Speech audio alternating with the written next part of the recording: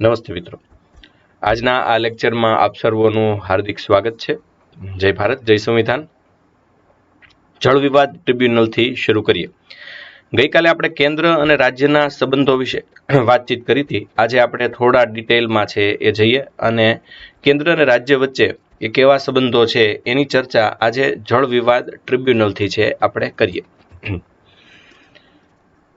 બંધારણની આ જોગવાઈના આધારે કેન્દ્ર સરકારે આંતરરાજ્ય જળ વિવાદ અધિનિયમ 1956 ઇન્ટરસ્ટેટ વોટર ડિસ્પ્યુટ એક્ટ 1956 બંધારણમાં એક જોગવાઈ એવી કરવામાં આવી છે જે કેન્દ્ર સરકારે કરી છે અને એ આખો અધિનિયમ એ ખરડાનું નામ જ છે આંતરરાજ્ય જળ વિવાદ, જે બહુ મોટો છે. અને કાવેરી જળ વિવાદ છે એ બીજું કંઈ તમે કોઈનું સાંભળ્યું હોય કે ન સાંભળ્યું હોય, પણ કાવેરી જળ વિવાદ છે એ છાપે ચડેલી વસ્તુ છે, એટલે તમે સાંભળ્યું જોઈએ.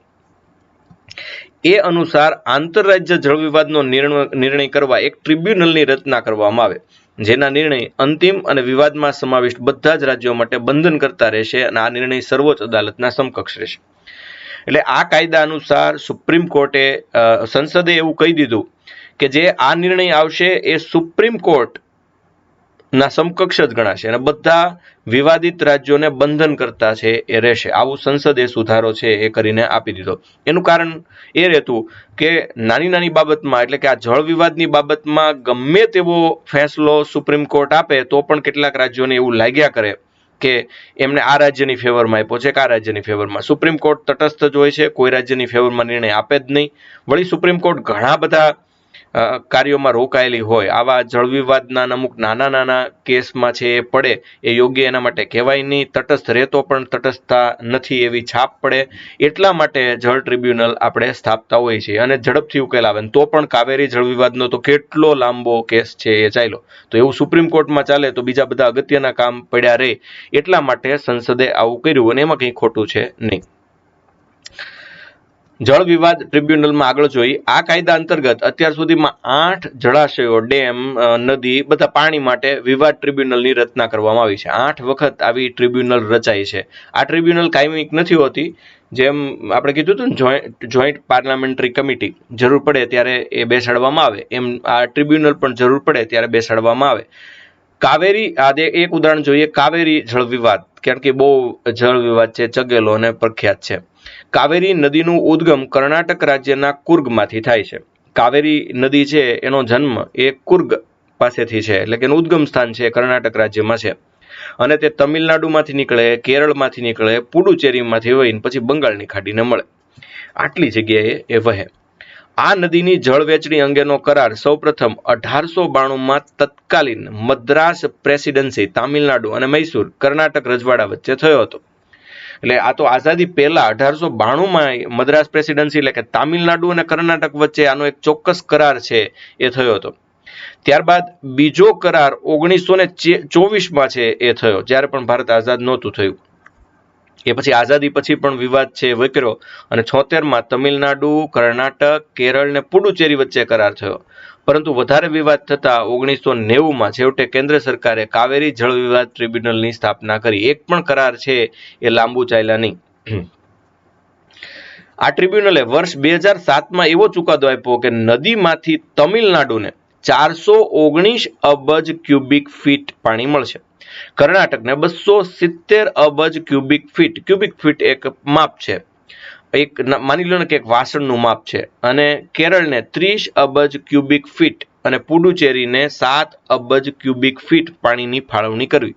ત્યારબાદ એટલે આ નિર્ણય કઈ રીતે લેવાનો હોય? બધા જ રાજ્યોમાંથી નદી વહે છે તો બધાને સરખું પાણી કેમ નહીં? આવો પ્રશ્ન તમને થવો જોઈએ, ન થતો હોય તો કરો. અચ્છા, બધાને સમાન પાણી એટલા માટે નહીં કે એ રાજ્યમાંથી કેટલી જળરાશિ વહે છે, એ રાજ્યને કેટલી જરૂરિયાત છે, એ રાજ્ય છે એને પાણી આધારિત ઉદ્યોગો, પાણી આધારિત વસ્તી કઈ રીતે આખી વહેંચાયેલી છે, આ બધી જ બાબતોને ધ્યાને લઈ અને જળ ટ્રિબ્યુનલ ચુકાદો આપતી હોય છે. એમાં એકને ગોળ ને એકને ખોળ એવું કોઈ દિવસ ન હોય. એનો ચુકાદો બિલકુલ તટસ્થ હોય છે.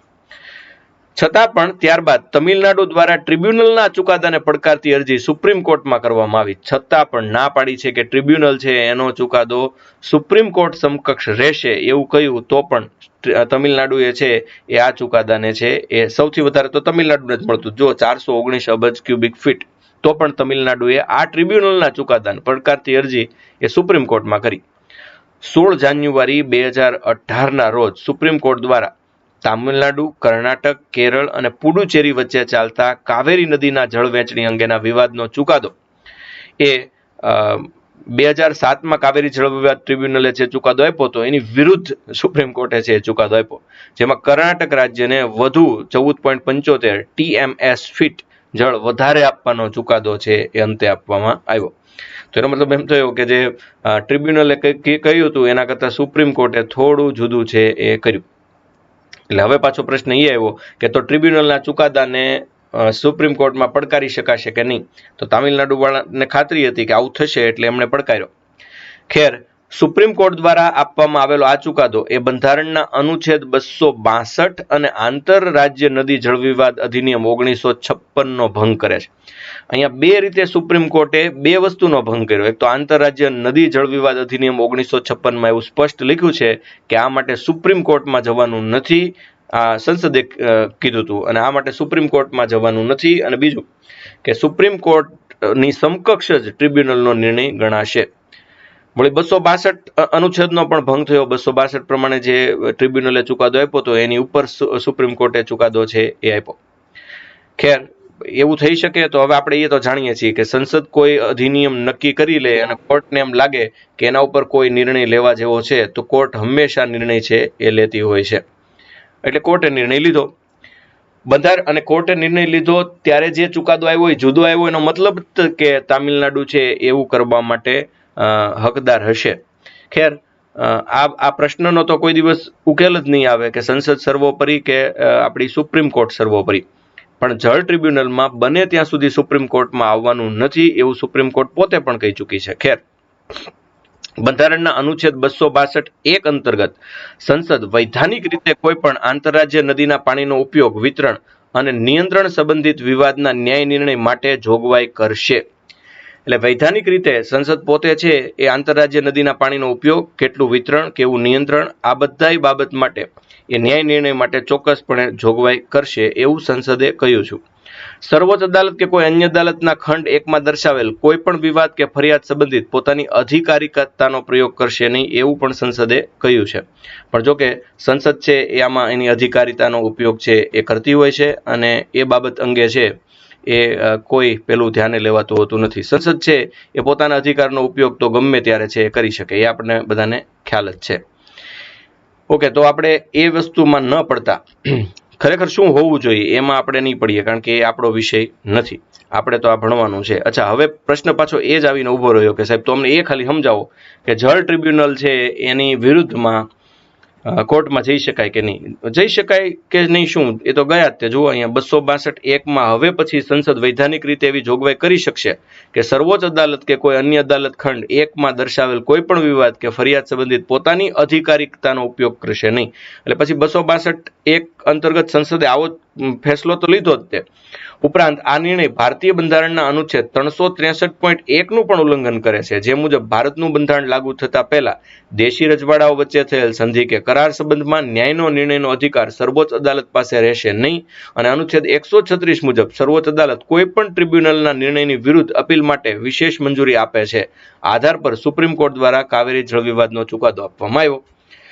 હવે એક વધુ નિયમનું ઉલ્લંઘન છે સુપ્રીમ કોર્ટે છે એ કર્યું. 363.1 અંતર્ગત જે દેશી રજવાડાઓ સાથે સંધિના કરાર થઈ હતી એમાં બધા જુદા જુદા કરાર હતા, એમાં સુપ્રીમ કોર્ટ કોઈ દી એક નિર્ણય લઈ શકે એવી પરિસ્થિતિ નહોતી, અને એટલા માટે છે એવું સ્પષ્ટપણે કરવામાં આવ્યું હતું કે એમાંય સુપ્રીમ કોર્ટ કોઈ નિર્ણય લેશે નહીં. ખેર, સુપ્રીમ કોર્ટે શું કહ્યું? તો સુપ્રીમ કોર્ટે 136 મુજબ સર્વોચ્ચ અદાલત કોઈ પણ ટ્રિબ્યુનલના નિર્ણયની વિરુદ્ધ અપીલ માટે વિશેષ મંજૂરી આપી શકે. સામાન્ય રીતે દખલ દેતું નથી. ટ્રિબ્યુનલના ચુકાદા માન્ય રાખે તો એને ક્યાં દખલ દેવાની જ આવે, પણ સાવ પુનરવલોકન ન થાય એવું તો કઈ રીતે છે ચાલે. અને એટલા માટે છે એ સુપ્રીમ કોર્ટે આ આધાર પર કાવેરી જળવિવાદનો ચુકાદો આપ્યો. એટલે આ ગેમ તો ચાલ્યા જ કરવાની. પણ છેલ્લો અંતિમ નિર્ણય હું આપું તમને કે સુપ્રીમ કોર્ટને જ્યારે પુનઃઅવલોકન કરવાની જરૂરિયાત લાગશે ત્યારે એ તો એ કરવાની જ છે. બીજો મહાનદી જળવિવાદ છે એ ખૂબ છે એ વકરો છે. મહાનદી જળવિવાદ શું છે ચાલો એની ચર્ચા પણ આપણે થોડીક એ કરીએ. તો આ મહાનદી જળવિવાદની આપણે ચર્ચા મિત્રો કરીએ એ પણ ખૂબ અગત્યનો એક જળ વિવાદ, કાવેરી જળ વિવાદ પછી આમ તો આ વિવાદ ખૂબ વકરેલો છે અને એ તમને ખ્યાલ હોવો જોઈએ, અને ન હોય તો હું તમને ખ્યાલ આપું. ચાલો, કાવેરી જળ વિવાદ છે એ જેટલો અગત્યનો હતો કદાચ એટલો અગત્યનો નહીં, પણ છતાં પણ તાજેતરમાં કેન્દ્રીય મંત્રીમંડળે ઓડિશા અને છત્તીસગઢ વચ્ચે જે મહાનદી છે, બહુ મોટી નદી અને મહત્વની નદી, એના જળ વિવાદ ઉકેલવા માટે મહાનદી જળ ટ્રિબ્યુનલ રચવા માટે મંજૂરી આપી દીધી છે, અને એ જળ ટ્રિબ્યુનલ જે ચુકાદો આપશે એ બંને રાજ્યએ માન્ય રાખવાનો રહેશે. આ ઉપરાંત બીજી એક ચર્ચા કરીએ. આ જળ ટ્રિબ્યુનલની વાત અહીંયા આપણે પૂરી કરી. મોટાભાગે સુપ્રીમ કોર્ટ ને સંસદ છે જળ ટ્રિબ્યુનલની સ્થાપના છે થઈ જાય પછી રાહતનો શ્વાસ લેતા હોય છે, પણ છતાં પણ એનાથી આગળ શું એ પ્રશ્ન આવે. અને પેલામાં તામિલનાડુની સામે છે એ જુદો ચુકાદો આવ્યો, એટલે આપણને પ્રશ્ન થાય કે આ શું, કેવી રીતે આનું સોલ્યુશન લાવવાનું. તો બને ત્યાં સુધી સુપ્રીમ કોર્ટમાં નહીં જવાનું, પણ સુપ્રીમ કોર્ટને એમ લાગે કે કોઈ વ્યક્તિને વિશેષ અધિકાર અંતર્ગત અપીલ કરવી છે તો એ કરી શકે, એને રોકી શકાય નહીં, કારણ કે એ તો લોકશાહીનો ભંગ થાય. આંતરરાજ્ય પરિષદ, ઇન્ટરસ્ટેટ કાઉન્સિલ, એક બીજી બંધારણની સંસ્થા. આંતરરાજ્ય પરિષદની રચના બંધારણના અનુચ્છેદ 263 મુજબ ભારતના રાષ્ટ્રપતિ કરે છે. આ શું છે તો કે રાષ્ટ્રીય વિકાસ પરિષદ તથા સરકારિયા આયોગની ભલામણોને આધારે 1990માં રાષ્ટ્રપતિ દ્વારા આંતરરાજ્ય પરિષદની રચના કરવામાં આવી.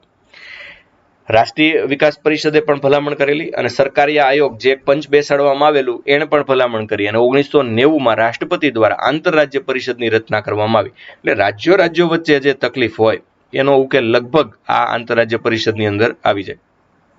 આપણે અગાઉ પણ લીધું છે અને અત્યારે પણ હું કહી દઉં કે આંતરરાજ્ય પરિષદમાં અધ્યક્ષ કોણ હોય હોદ્દાની રૂએ, તો કે ભારતના વડાપ્રધાન હોય, અને સભ્ય તરીકે દરેક રાજ્ય અને કેન્દ્ર શાસિત પ્રદેશના મુખ્યમંત્રી, વહીવટદાર, કેબિનેટ કક્ષાના મંત્રીઓ, આ બધાની નિમણૂક છે એ કરવામાં આવે.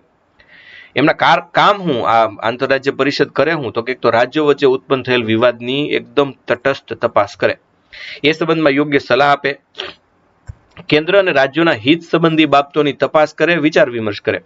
એમાં પણ અલગ અલગ ઝોન પાડી દીધેલા છે, એટલે ઝોન વાઇઝ છે તપાસ ચાલે. જે રાજ્યો વચ્ચે ખટરાગ હોય એ ખટરાગ દૂર કરવા માટેની આ કોશિશ છે એ કરવામાં આવે, અને એના કારણે ઘણો બધો ફાયદો રાજ્યોના અંદરોઅંદરના ઝઘડામાં થયેલો છે. ભારતીય બંધારણમાં આંતરરાજ્ય સંબંધ માટે કોઈ અલગ ભાગ કે પરિશિષ્ટની જોગવાઈ કરી નથી. આ ખાસ યાદ રાખજો કે આંતરરાજ્ય સંબંધ માટે કોઈ ભાગ બનાવવામાં આવ્યો નથી, પરંતુ બંધારણના વિવિધ ભાગોમાં સમાવિષ્ટ અલગ અલગ અનુચ્છેદમાં આ સંબંધો સ્પષ્ટપણે તરી આવે છે. એક અલગ ભાગ બનાવવાની જરૂર જ એટલા માટે ન જણાય કે એ બે અલગ છે જ નહીં, બે એક થઈને કામ કરવાનું છે એવું બંધારણના નિર્માતાના મનમાં હશે, પણ છતાં જ્યાં ઉલ્લેખ કરવો જરૂરી લાગ્યો એવી જગ્યાએ ઉલ્લેખ કરી અને સ્પષ્ટ કહ્યું છે કે આ સંઘ આ અને રાજ્ય આ. તો એ દીવા જેવું સ્પષ્ટ છે, પણ છતાં આંતરરાજ્ય પરિષદની સ્થાપના એ કોઈ વિવાદ હોય તો એના ઉકેલ માટે આપણે કરેલી છે.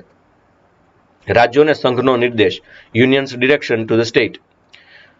રાજ્યોને સંઘનો શું નિર્દેશ છે? તો સંઘને એક અધિકાર છે કે રાજ્યને નીચે દર્શાવેલી બાબતો પર વહીવટી વ્યવસ્થાપન કરવાનો આદેશ એ આપી શકે છે. કઈ કઈ બાબત એવી છે કે એમાં સંઘ આદેશ આપે રાજ્યને, રાજ્યએ આદેશનું પાલન કરવું પડે? દાખલા તરીકે સંદેશા વ્યવહારના સંસાધનોનો વિકાસ કરવો અને તેની રખરખાવ કરવો, એટલે એને સાચવવા. સંદેશા વ્યવહારના સંસાધનોનો વિકાસ કરવો, એનો રખરખાવ કરવો, રાજ્યમાં આવેલી રેલવે સંપત્તિ, રાષ્ટ્રીય રાજમાર્ગો, રાષ્ટ્રીય જળમાર્ગોની રક્ષા કરવી એ જવાબદારી રાજ્યોની છે. અનુચ્છેદ 339 અનુસાર રાજ્યોમાં અનુસૂચિત જાતિ અને જનજાતિના કલ્યાણ માટે વિશેષ યોજનાઓનું અમલીકરણ કરવું. અને આ બાબતે સંઘને એવો પૂરો અધિકાર છે કે સ્પષ્ટપણે કહે કે તમે ભાઈ તમારું એડમિનિસ્ટ્રેશન છે આ બાબતમાં વ્યવસ્થિત કરો. સંદેશા વ્યવહારના સંસાધનો યોગ્ય રીતે વિકસાવો, એની સાર સંભાળ લો. રાજ્યમાં આવેલી રેલની સંપત્તિ રાજ્યની છે પણ કેન્દ્રએ છે મૂકેલી છે, એટલે કેન્દ્રની સંપત્તિ છે તો રાજ્ય એને સાચવવાની છે. રાષ્ટ્રીય રાજમાર્ગો સાચવો, જળમાર્ગોની રક્ષા કરો. અનુસૂચિત જાતિ અને જનજાતિ રાજ્યમાં હોય તો એની યોગ્ય યોજના સરકાર આપે છે એનું અમલીકરણ કરો. આ બાબતે સંઘ નિર્દેશ આપી શકે, અને જો રાજ્ય નિર્દેશ ન માને તોય જાણો છો કયો અનુચ્છેદ લાગુ પડે, તોય તમે જાણો જ છો કયો અનુચ્છેદ લાગુ પડે. આજનું પહેલું હોમવર્ક. ચાલો, સંઘના નિર્દેશનું પાલન રાજ્ય ન કરે તો કયા અનુચ્છેદ અનુસાર તેની સામે પગલાં લઈ શકાય? અનુચ્છેદ 350A, અનુસાર પ્રાથમિક શિક્ષણના સ્તર પર રાજ્યના લઘુમતી સમૂહના બાળકોને તેમને માતૃભાષામાં શિક્ષણ આપવાની વ્યવસ્થા કરવી. બીજું 350 એમાં સ્પષ્ટ લખ્યું છે કે પ્રાથમિક શિક્ષણ જે બાળકો લેતા હોય એમાં રાજ્યમાં જે લઘુમતી સમૂહના બાળકો હોય એમને એમની માતૃભાષામાં શિક્ષણ આપવાની વ્યવસ્થા રાજ્યએ કરવી એ ફરજિયાત છે અને એ બાબતે સંઘ વારાઘડીએ નિર્દેશ કર્યા કરશે. અનુચ્છેદ 351 અનુસાર હિન્દી ભાષાના વિકાસ માટેનો નિર્દેશ છે. દરેક રાજ્યમાં હિન્દી ભાષાનો વિકાસ થાય એ માટે રાજ્ય ઉચિત પગલાં છે એ લેશે. અનુચ્છેદ 353 અનુસાર કટોકટીના નિર્દેશ છે. કટોકટી દરમિયાન છે એ સંઘ જ રહેશે, રાજ્ય રહેશે નહીં. અનુચ્છેદ 300 અનુસાર નાણાકીય કટોકટી દરમિયાન નિર્દેશ. નાણાકીય કટોકટી દરમિયાન પણ કોઈ પણ બિલ પાસ કરવું છે, ખાસ કરીને કોઈ પણમાં નાણાકીય અને નાણાં એટલે કે ફાઇનાન્સ બિલ કે મની બિલ પાસ કરવું હોય તો રાજ્યપાલ પોતે નહીં પાસ કરે, રાષ્ટ્રપતિ માટે સુરક્ષિત રાખશે. એ પણ આપણે જોઈ ગયા છીએ. અનુચ્છેદ 365 અંતર્ગત કેન્દ્રના નિર્દેશ પણ રાજ્યો પર લાગુ થશે. હમણાં જ મેં સવાલ પૂછ્યો અને હમણાં જ એનો જવાબ આવી ગયો. તો અનુચ્છેદ 365 અંતર્ગત આ બધા જ નિર્દેશો કેન્દ્રના છે એ રાજ્યો ઉપર લાગુ પડશે. અખિલ ભારતીય સેવાઓ, તો એ પણ આપણે જાણીએ છીએ કે અખિલ ભારતીય સેવાઓની બાબતમાં કેન્દ્રનું પલડું નમેલું છે. કયો અનુચ્છેદ? તો કે 312 312. આ મુજબ સંઘ દ્વારા અખિલ ભારતીય સેવાઓનું સર્જન કરવામાં આવે છે. અખિલ ભારતીય સેવાઓના માધ્યમથી કેન્દ્ર સરકાર રાજ્ય સરકાર ઉપર આમ જોઈએ તો નિયંત્રણ રાખે છે. એટલે રાજ્ય સરકારના ઉચ્ચ અધિકારીઓ હકીકતમાં કેન્દ્ર સરકાર દ્વારા નિમાયેલા છે, એમ કહીએ તો ખોટું નથી. તો એ તો હોય જ તે. સંઘમાં વહીવટી કાર્યો માટે કેન્દ્ર જાહેર સેવા આયોગ અને દરેક રાજ્યમાં રાજ્ય જાહેર સેવા આયોગ દ્વારા અધિકારીઓની નિમણૂક કરવામાં આવે છે. જોકે એમાં કેન્દ્ર સરકાર જ નિમે છે અને રાજ્ય સરકાર કંઈ નથી કરતી એવું કંઈ કહેવાનો હેતુ નથી. રાજ્ય સરકાર એટલે કે ગુજરાતમાં છે યુપીએસસી થી નિમાય તો જીપીએસસી અને જીએએસ થી પણ નિમાય છે અને આ અધિકારીઓની નિમણૂક છે એ ગુજરાત સરકાર પણ કરે જ છે. પણ આઈએએસ, આઈપીએસ, આઈએફએસ, રાજ્ય સ્તરે ડેપ્યુટી કલેક્ટર, ડીવાયએસપી, મામલતદાર, તાલુકા વિકાસ અધિકારી આ બધા જ ઉચ્ચ પદો પર પોતાની સેવા પ્રદાન કરે છે, જે કાં તો યુપીએસસી અથવા તો જીપીએસસી અથવા જીએસ દ્વારા છે એ પોતાના પદ ઉપર લાગેલા હોય છે.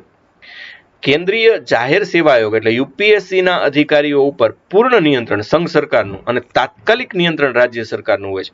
સાહેબ આ ન સમજાયું. તો મોટા ભાગે એમને જે કાંઈ આદેશ કરવાના હોય એ ઉપરથી કેન્દ્ર સરકારના આદેશ હોય છે, પણ તાત્કાલિક આદેશ, તત્કાલીન નિયંત્રણ એટલે કે ભાઈ એ જે રાજ્યમાં છે એ રાજ્ય સરકારનું પણ એને કેટલુંક માનવું પડે. એટલે તાત્કાલિક નિયંત્રણ ભલે રાજ્ય સરકારનું હોય પણ અંતિમ નિયંત્રણ ને પૂર્ણ નિયંત્રણ છે એ કેન્દ્ર સરકારનું હંમેશા હોય. એ જરાક વિસ્તારપૂર્વક સમજીએ. એટલે દાખલા તરીકે કોઈ રાજ્યની અંદર છે એ પૂરની પરિસ્થિતિ આવે તો એનું તાત્કાલિક નિયંત્રણ છે એ તાત્કાલિક એ રાજ્ય સરકાર કે એમ આપણા કલેક્ટર છે એ વર્તતા હોય છે. પણ પૂર્ણ નિયંત્રણ એટલે એને કેવી રીતે કેમ કામ કરવાનું છે, કલેક્ટરને તાલીમ કેમ આપવામાં આવે, કલેક્ટર છે એના હોદ્દાની શરતો કઈ, એના માથે કયા કયા નિયમો અને કાનૂનો લાગુ પડે છે, તો એ બધું છે એ કોણ નક્કી કરશે? તો એ પૂર્ણ નિયંત્રણ સંઘ સરકારનું હંમેશા રહે છે. બંધારણમાં સ્પષ્ટ લખ્યું છે કે અનુચ્છેદ 312 હેઠળ રાજ્યસભાને કેન્દ્ર જાહેર સેવા આયોગમાં નવા પદો ઉમેરવાનો અધિકાર છે. એટલે એવું લાગે કે આઈપીએસ, આઈએફએસ અને આઈએસ આ ત્રણમાં હવે ચોથું ઉમેરવું છે તો એ રાજ્યસભા કરી શકશે. બંધારણમાં વિના કોઈ ભેદભાવે દરેક રાજ્યને અધિકાર છે કે પોતાના રાજ્યમાં જાહેર સેવાના આયોગનું ગઠન કરે. એટલે મતલબ ગુજરાતને જીપીએસસીનો હક છે એમાં નાની, પણ યુપીએસસી દ્વારા ક્લાસ 1 છે એ ગુજરાતમાં નિમાય એવો કેન્દ્ર સરકારને પણ હક છે. અને રાજ્યસભાને હજી એવું લાગે કે કોઈ એક નવી કેડરનું સર્જન કરવું છે તો એ અખિલ ભારતીય સેવા અંતર્ગત કરી શકે, પણ એ રાજ્યસભા જ કરી શકે એવું સ્પષ્ટ બંધારણમાં લખવામાં આવ્યું છે. જાહેર સેવા આયોગ, પબ્લિક સર્વિસ કમિશન. રાજ્ય જાહેર આયોગના સદસ્યો અને અધ્યક્ષોની નિમણૂક ભલે રાજ્યપાલ દ્વારા થાય પરંતુ એમને ફક્ત રાષ્ટ્રપતિ દ્વારા હટાવી શકાય. અહીંયા પણ કેન્દ્રનું નિયંત્રણ સ્પષ્ટ દેખાય છે.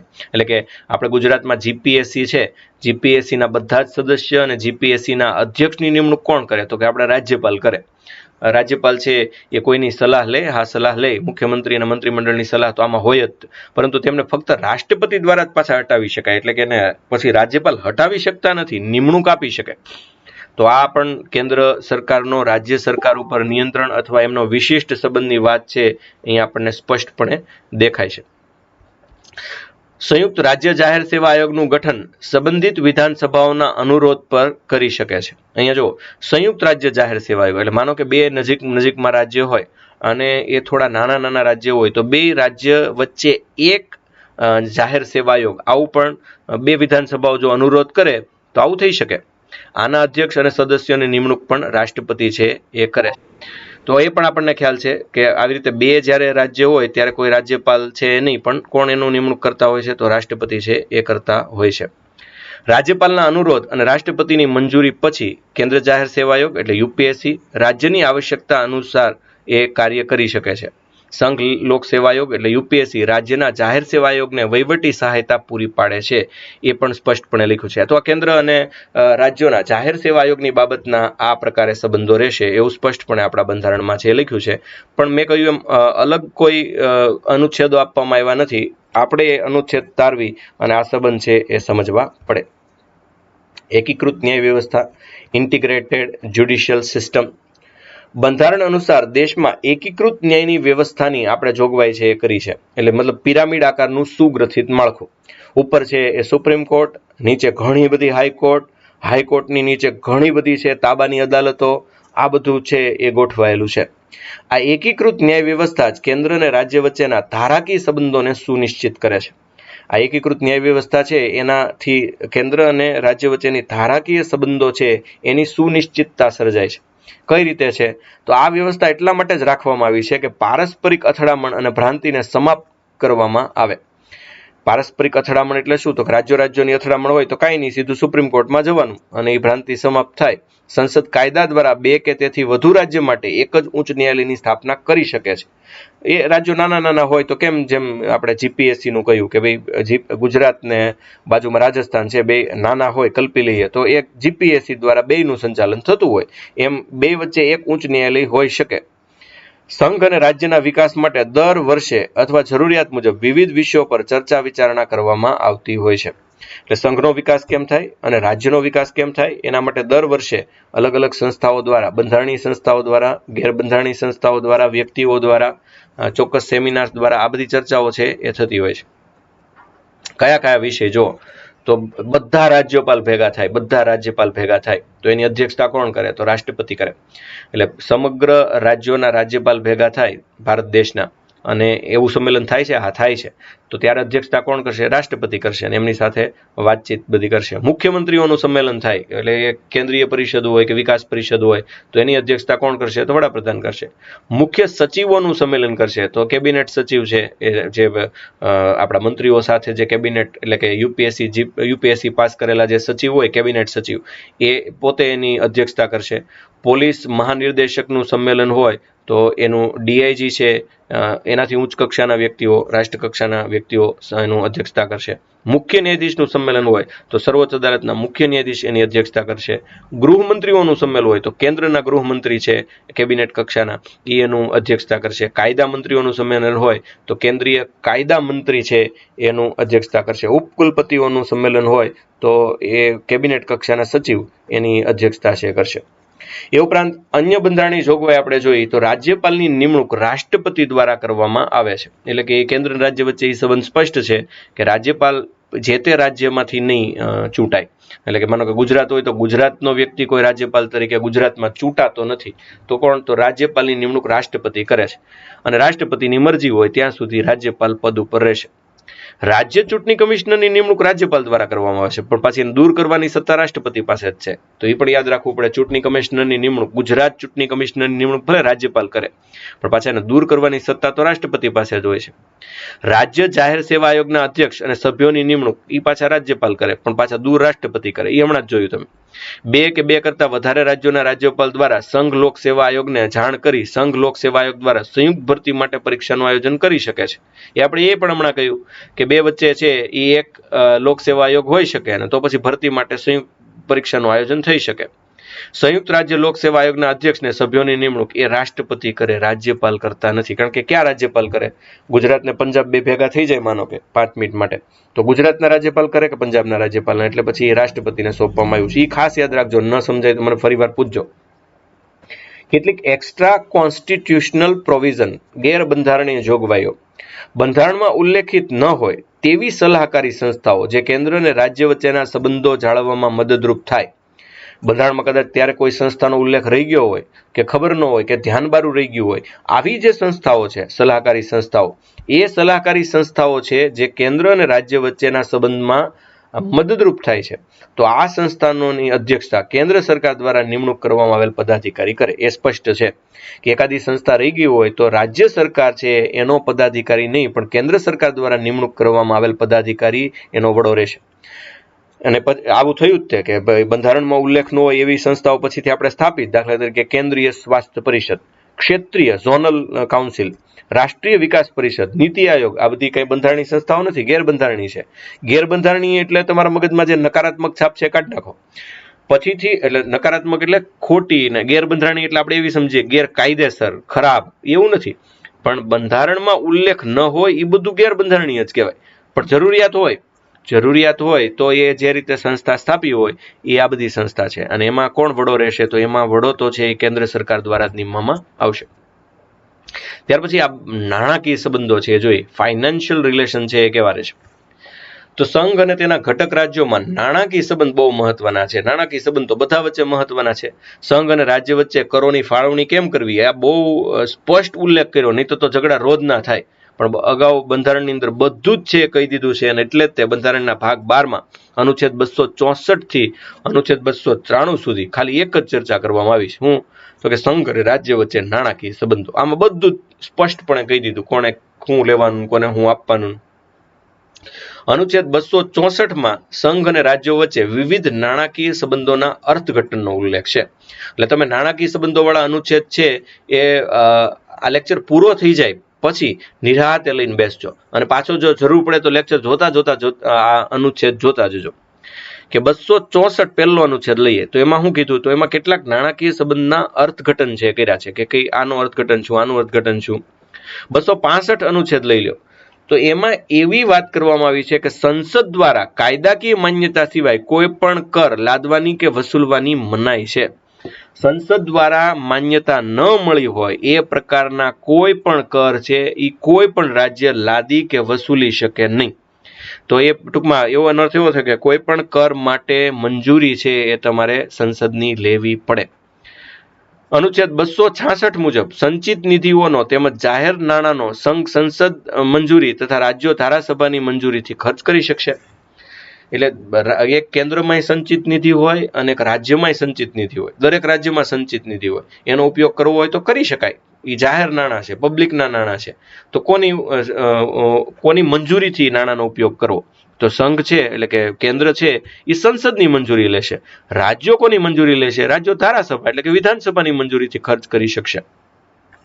અનુચ્છેદ 267 જોઈએ એ મુજબ સંઘ અને રાજ્યોની આકસ્મિક નિધિનો ઉલ્લેખ છે. એ બીજો ગલ્લો આવ્યો. આ ગલ્લા તમને હું સમજાવીશ નિરાતે, પણ અત્યારે તો છે એ માની લો બે નિધિ આવી. કઈ આવી? તો કે પહેલી આવી સંચિત નિધિ, બીજી આવી આકસ્મિક નિધિ. હવે સંચિત નિધિ તો મેં બહુ વાર સમજાવી છે. બધાનો પગાર ને બધો ખર્ચો લગભગ સંચિત નિધિમાંથી નીકળે, બધા ટેક્સ ને બધા નાણાં કોકની આગળ ઉછીના લઈ આવો તો કોક ઉછીના લીધા હોય પાછા આપે, એ બધા સંચિત નિધિમાં જાય. પણ પ્રશ્ન એ આવે કે સંચિત નિધિ તો પતી સાહેબ, હાલો આકસ્મિક નિધિમાં નાણાં ક્યાંથી આવે? આકસ્મિક નિધિમાં તો આજનો મારો બીજો પ્રશ્ન તમને, આકસ્મિક નિધિમાં બધા જ પૈસા તો તમે કીધું સંચિત નિધિમાં નાખવાના, તો આકસ્મિક નિધિમાં પૈસા આવે ક્યાંથી? આકસ્મિક નિધિની જરૂરિયાત ક્યારે પડે એ મેં સમજાવી દીધું. યુદ્ધ સમયે આવે, કોરોના કાળ આવે ત્યારે એ જરૂર પડે. પણ આકસ્મિક નિધિમાં પૈસા ક્યાંથી આવે? આ બહુ મોટો પ્રશ્ન, કારણ કે અત્યાર સુધી જેટલા પૈસા આવ્યા એ બધા કર તો આપણે ક્યાં નાખી દીધા? સંચિત નિધિમાં. અચ્છા, 267 મુજબ સંઘ અને રાજ્યોની આકસ્મિક નિધિનો ઉલ્લેખ છે. સંઘમાં આકસ્મિક નિધિમાંથી પૈસા લેવા હોય તો રાષ્ટ્રપતિની મંજૂરી લેવી પડે, અને રાજ્યમાં પૈસા લેવા હોય તો રાષ્ટ્રપતિની મંજૂરી લેવી પડે. ત્યાં સંસદની મંજૂરી કે અહીંયા રાજ્યપાલની મંજૂરી એમ ચાલતું નથી. આકસ્મિક નિધિ વાપરી શકાશે, પણ આ મંજૂરી કોની લેવી પડે? તો કે ત્યાં સંસદ કે વિધાનસભા ટૂંકા પડે, એટલે રાષ્ટ્રપતિ કે રાજ્યપાલ પાસે તમારે મંજૂરી લેવી પડે. 1950માં આ ભારતમાં આપણે આકસ્મિક નિધિનું ગઠન કરાયું છે કે ખાસ સંજોગોમાં આકસ્મિક નિધિનો ઉપયોગ છે એ કરવો.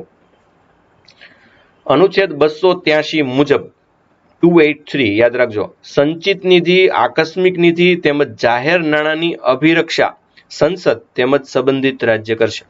283 મુજબ જે સંચિત નિધિઓ છે અલગ અલગ ભારતની છે, ગુજરાતની છે, મતલબ રાજ્યોની છે, કેન્દ્રની છે, આકસ્મિક નિધિ છે, એમ જાહેર નાણાં છે એમની અભિરક્ષા સંસદ અને જ્યાં સંબંધિત રાજ્ય હોય ત્યાં સંબંધિત રાજ્ય કરશે. એટલે હું સમજવાનું, એટલે એમ સમજવાનું કે ગુજરાતની સંચિત નિધિ આકસ્મિક નિધિની રક્ષા છે એ ગુજરાતની વિધાનસભા કરશે અને કેન્દ્રમાં સંસદ કરશે.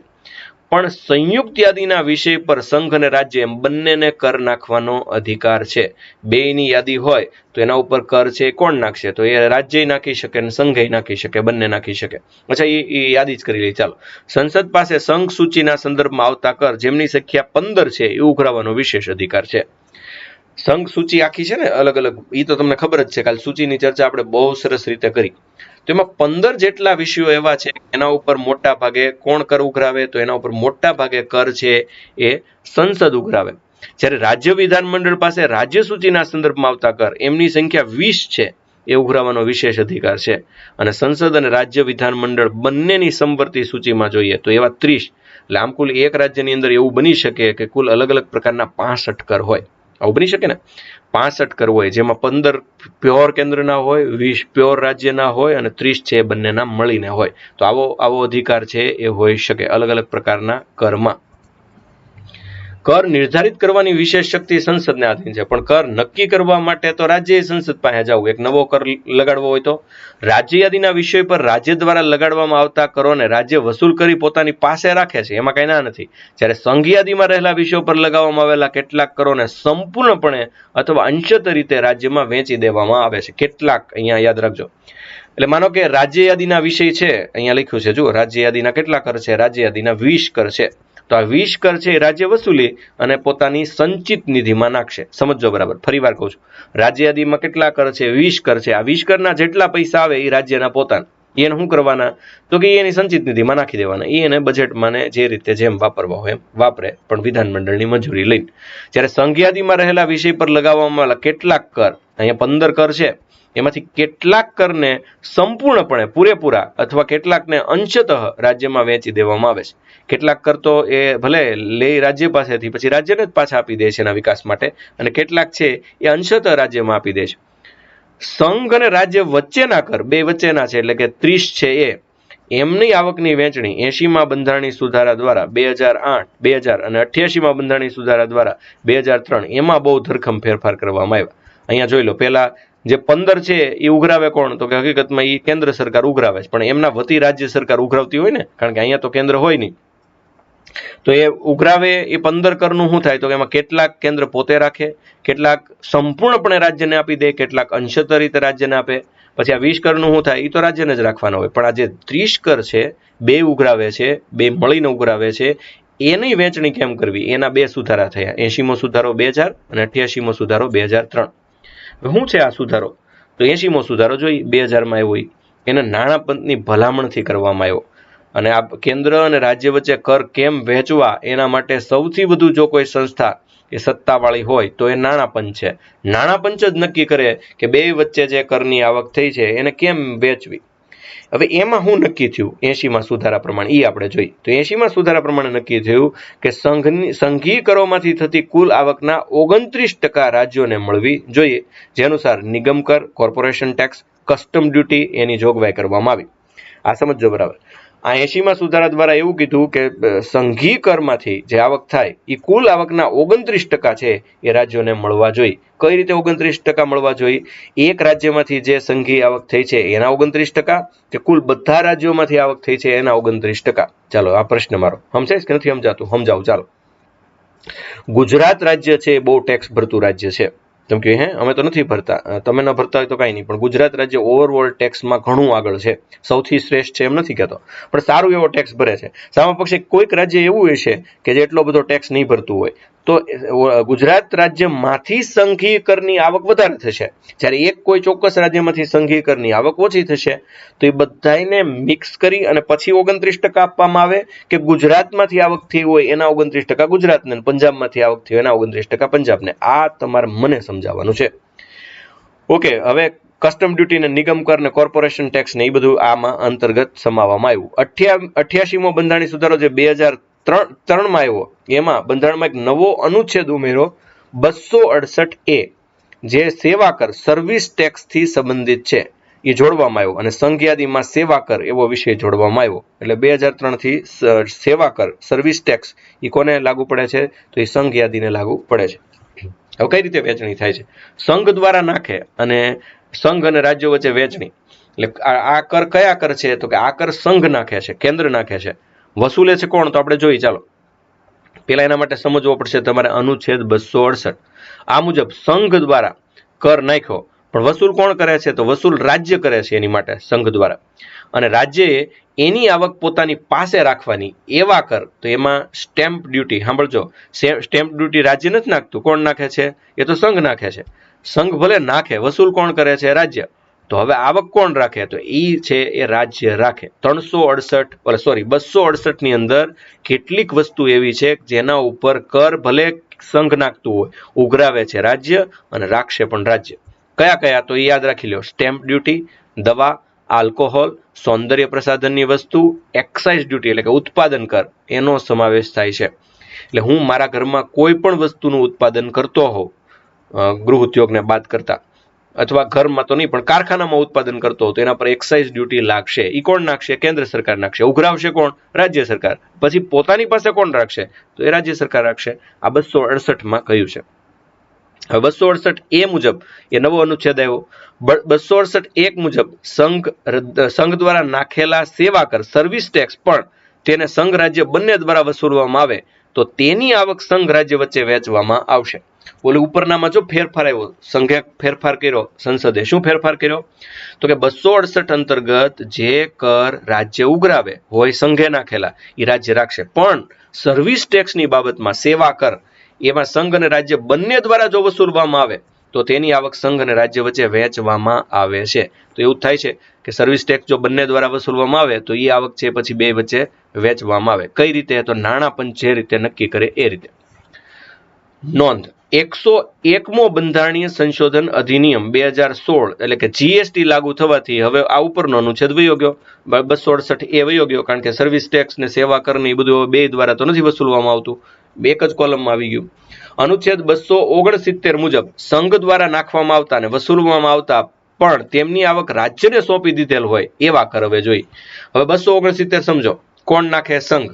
વસૂલે કોણ? એ પણ સંઘ વસૂલે, પણ એની આવક એને રાજ્યને સોંપી દીધેલ છે એવા કર ક્યાં ક્યાં? તો કે આંતરરાજ્ય વેપાર અથવા વાણિજ્ય કર. એટલે પંજાબ અને ગુજરાત વચ્ચે જે વ્યવહાર હોય, આંતરરાજ્ય વેપાર, અને એમાંથી જે કર મળે એ કર કોણ ઉઘરાવે? એ તો સંઘ જ ઉઘરાવે.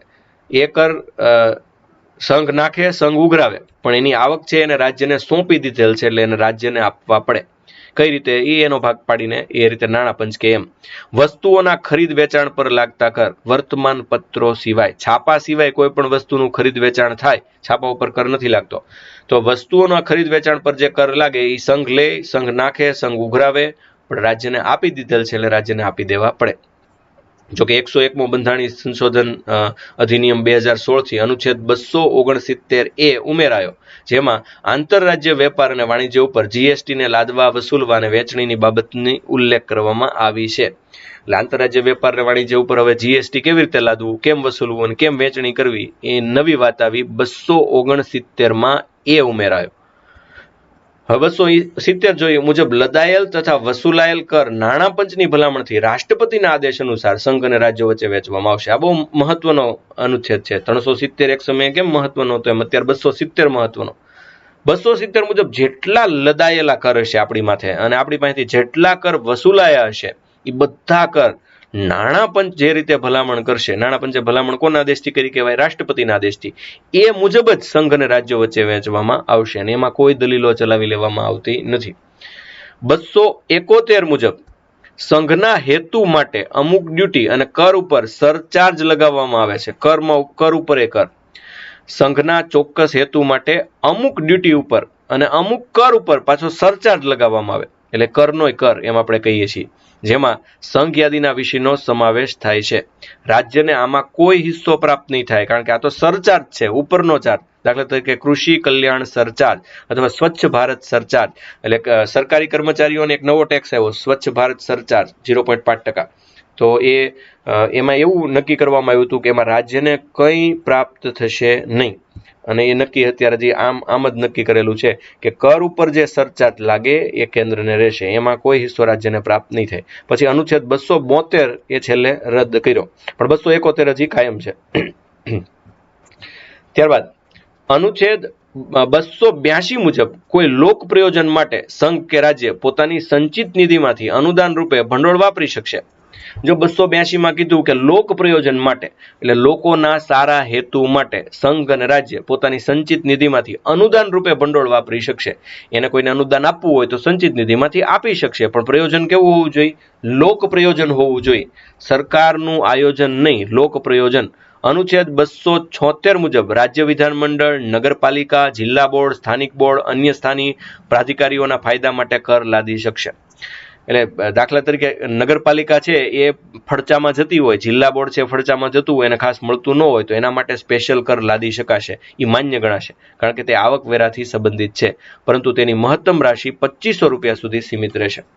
એ માન્ય એટલા માટે ગણવા પડે કે એ પાછું એ નિગમને ઊભું કરવું હોય, જિલ્લા બોર્ડને ઊભું કરવું હોય, સ્થાનિક બોર્ડને ઊભું કરવું હોય, એ અને આવકવેરાથી સંબંધિત છે, પણ એની મહત્તમ રાશિ 2500 રૂપિયા સુધી સીમિત રહેશે, એના કરતાં વધુ કર વસૂલી શકાશે નહીં.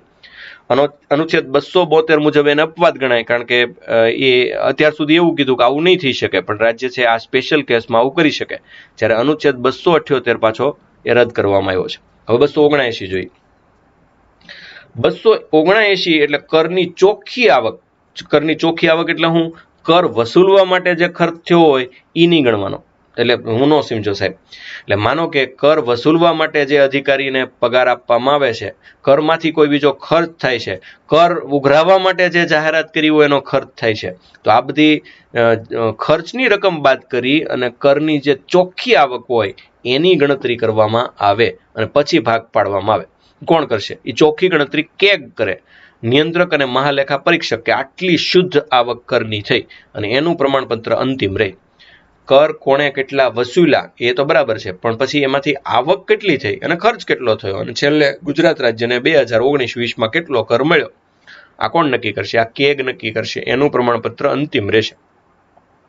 એટલે રાજ્ય અને કેન્દ્ર સરકાર વચ્ચેના સંબંધના બે મહત્વના આધાર સ્તંભ મિત્રો કોઈ હોય તો એ નાણાં પંચ છે અને કેગ છે. કેગ શું કરે છે? તો કેગ શુદ્ધ આવક તારવી આપે છે, અને નાણાં પંચ શું કરે છે? તો નાણાં પંચ બંધારણીય નિયમો પ્રમાણે એ આવક સરખા ભાગે મતલબ જે ભાગ થતા હોય એ પ્રમાણે વેચી દે છે.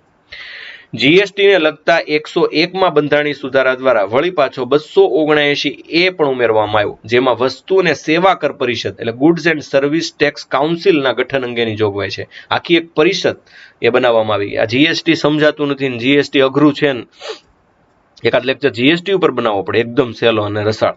પણ જીએસટી શું છે એના માટે મેં તમને કાલ ભલામણ કરી હતી. પલ્લવી જોશીનો એક સરસ મજાનો વિડીયો ચોકલેટ વાળો જોશો તો તમને 10% આઈડિયા આવશે, પણ બાકી 100% સમજવા માટે તો તમારે સેવા કર પરિષદ દ્વારા બહાર પાડવામાં આવેલ એક સરસ મજાની પેમ્પલેટ, જીએસટી પેમ્પલેટ, એ જોવું પડે, પણ એ બહુ ડિફિકલ્ટ છે. આપણે ક્યારેક સરળ ભાષામાં સમજાવવાની કોશિશ કરશું, કારણ કે એ તો ખાલી ભારતના નાગરિક નહીં, વેપારીઓ માટે પણ કામનું છે, સરકારી નોકરિયાત માટે પણ કામનું છે, તમે ગ્રાહકો તો તમારા માટે પણ કામનું છે, દરેક ભારતીય માટે કામનું છે.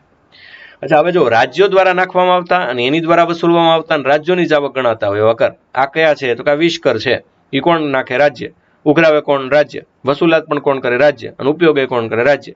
તમે કહો ક્યાં? તો એક તો વેચાણ વેરો, તમે કોઈ પણ વસ્તુ વેચો તો એના ઉપર ટેક્સ નાખે, સમાચાર પત્રો ઉપર ન લાગે. ટોલ ટેક્સ, પ્રતિ વ્યક્તિ કર એટલે પર્સનલ ટેક્સ, ભૂમિ કર, મનોરંજન કર, એટલે દાખલા તરીકે તમે ફિલ્મ જોવા જાઓ તો એમાં સરકાર દ્વારા ટેક્સ નાખવામાં આવેલો હોય. કૃષિની આવક પર કર, વીજળીની વપરાશ પર કર, આ બધાનો સમાવેશ છે થાય છે. એ બિલની અંદર આવી જતું એટલે આપણને ખ્યાલ ન હોય કે આપણે આ ક્યારે ભરીએ છીએ, પણ આ બધા ટેક્સ કોણ નાખે? રાજ્ય સરકાર. વસૂલે કોણ? રાજ્ય સરકાર.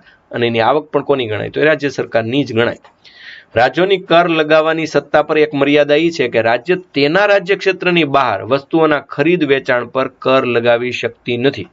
ગુજરાત રાજ્ય છે, પંજાબ ઉપર છે, કોઈ જાતનો કર લગાવી શકે નહીં. હા, કેન્દ્ર લગાવી શકે. આયાત નિકાસ દરમિયાન ખરીદ વેચાણ પર રાજ્ય કર લગાવી શકતા નથી. આંતરરાજ્ય વેપાર અથવા વાણિજ્ય દરમિયાન થતા ખરીદ વેચાણ ઉપર રાજ્ય કોઈ કર લગાવી શકતા નથી. ફરીવાર સમજીએ. રાજ્ય ક્ષેત્રની બહાર કર ન લાગે રાજ્યનો, આયાત નિકાસ દરમિયાન ખરીદ વેચાણ પર રાજ્ય કર લગાવી શકતી નથી. એટલે માનો કે પંજાબનો વેપાર સીધો છે એ કેનેડા સાથે હોય તો હોઈ શકે, પણ એના ઉપર આયાત નિકાસનો કયો ટેક્સ લાગશે એ કઈ રાજ્ય સરકાર ન નક્કી કરી શકે. રાજ્યો વચ્ચે વેપાર હોય, પંજાબ ને રાજસ્થાન વચ્ચે, તો એ ખરીદ વેચાણ ઉપર પણ રાજ્ય કર નહીં લગાવી શકે. વળી પાછી ક્યારેક રાષ્ટ્રીય કટોકટી અથવા નાણાકીય કટોકટી દરમિયાન કેન્દ્ર અને રાજ્ય વચ્ચે નાણાકીય સંબંધની જોગવાઈમાં રાષ્ટ્રપતિ જેમ કે એમ પરિવર્તન થાય. એટલે માનો કે નાણાકીય કટોકટી કે કોઈ પણ જાતની આ દેશમાં કટોકટી આવી ત્યારે જે નાણાકીય સંબંધની વાત હોય એમાં રાષ્ટ્રપતિ કે એ આદેશ મુજબ પરિવર્તન કરવું પડે. આ બધા જ નિયમો છે એ ક્યાં સુધી લાગુ પડશે? તો કે સામાન્ય પરિસ્થિતિ હોય તો લાગુ પડે. એકવાર કટોકટી આવી એટલે આ બધા જ સંબંધો ફરી જાય. નાણાં પંચ બહુ અગત્યની સંસ્થા. ફાઇનાન્સ કમિશન જે બંધારણીય સંસ્થા છે, કોન્સ્ટિટ્યુશનલ બોડી છે, એનું ગઠન અનુચ્છેદ 280 મુજબ રાષ્ટ્રપતિ દર 5 વર્ષે અને જરૂર પડે તો એ પહેલા આવશ્યકતા અનુસાર કરશે. અચ્છા, નાણાં પંચની નિમણૂક શું કામ થાય? તો એમાં એક અધ્યક્ષ હોય અને 4 બીજા સભ્યો, એટલે 5 સભ્યોનું બનેલું આપણું પંચામૃત છે. અધ્યક્ષ અને સભ્યોની યોગ્યતા. નાણાં આયોગ અધિનિયમ 1951 અનુસાર અધ્યક્ષ એવા જ વ્યક્તિ બની શકશે જ્યારે સાર્વજનિક કાર્યોનો અનુભવ હોય. આમાં જેવી તેવી વ્યક્તિ ન ચાલે ભાઈ. એટલે સાર્વજનિક કાર્યોનો આવો કઈ અનુભવ હોય એવી જ વ્યક્તિ 1951ના અધિનિયમ પ્રમાણે ચાલશે. સભ્ય એવા વ્યક્તિ બની શકે કે જે ઉચ્ચ ન્યાયાલયના ન્યાયાધીશ કે તેને સમકક્ષ વ્યક્તિ અથવા સરકારના નાણાં અને જાહેર નાણાંનું વિશેષ જ્ઞાન ધરાવનાર અથવા નાણાકીય બાબતો અને પ્રશાસનનો વિસ્તૃત અનુભવી અથવા અર્થશાસ્ત્રનો વિશેષ જ્ઞાન ધરાવતો વ્યક્તિ. તો વિચાર તો કરો, અધ્યક્ષને સાઈડમાં મૂકી દો, બાકીના ચારે કેવા હોય? તો હાઈકોર્ટનો ન્યાયાધીશ છે કે એવા, અથવા સમકક્ષ વ્યક્તિ, અથવા સરકારના નાણાં અને જાહેર નાણાંનું વિશેષ જ્ઞાન હોય, અથવા આ પ્રશાસનનો અનુભવી, અથવા અર્થશાસ્ત્રી હોય. આ બધા નાણાં પંચમાં બેસે. નાણાં પંચ જેવું તેવું ન હોય, કારણ કે એને નાણાં પંચ છે કોઈ દી લગભગ છે એ વિવાદમાં નથી પડ્યું, કારણ કે બંધારણમાં એક તો સ્પષ્ટ લખેલું છે કર કેમ વેચવા, અને આ લોકો એની એમાં માસ્ટરી હોય તો એ કર વેચતા હોય છે. કામ શું કરે? તો 280 ક્લોઝ 3 પ્રમાણે નાણાં પંચ રાષ્ટ્રપતિને 4 સૂચન મોટા ભાગે છે એ કરતા હોય. નંબર 1, ભારતની સંચિત નિધિમાંથી રાજ્યોને સહાયતા અનુદાન નિર્ધારિત કરવા બાબતે. એટલે માનો કે ગુજરાત રાજ્યમાં પૂર આવ્યું અને ગુજરાત રાજ્ય કેન્દ્ર પાસે અનુદાન માંગે, તો કેન્દ્ર એ અનુદાન છે એ શેમાંથી આપે? તો કે એ અનુદાન છે એ પોતાના સંચિત નિધિમાંથી આપે. આ એક વાત થઈ. એ ઉપરાંત ભારતની સંચિત નિધિમાંથી રાજ્યોને જે અનુદાન દર વર્ષે મળતું હોય એ ભારતની સંચિત નિધિમાંથી કેટલું આપવું એ બાબતે નાણાં પંચ છે એ ભલામણ છે કરશે. સંઘ અને રાજ્યો વચ્ચે ચોખ્ખા કરનું વિતરણ ને વહેંચણી એ કોણ નક્કી કરશે? ચોખ્ખો કર આટલો, અને એ ચોખ્ખો કર તો એને નક્કી કરીને કેગ આપે, પણ એ ચોખ્ખા કરનું વિતરણ કોણ કરશે? તો એ નાણાં પંચ કરશે. રાજ્યના નાણાં આયોગની સૂચનાઓ અનુસાર પંચાયતો અને નગરપાલિકાઓના સંસાધનોની પૂર્તિ માટે રાજ્યની સંચિત નિધિના સંવર્ધનના ઉપાયો બાબતે.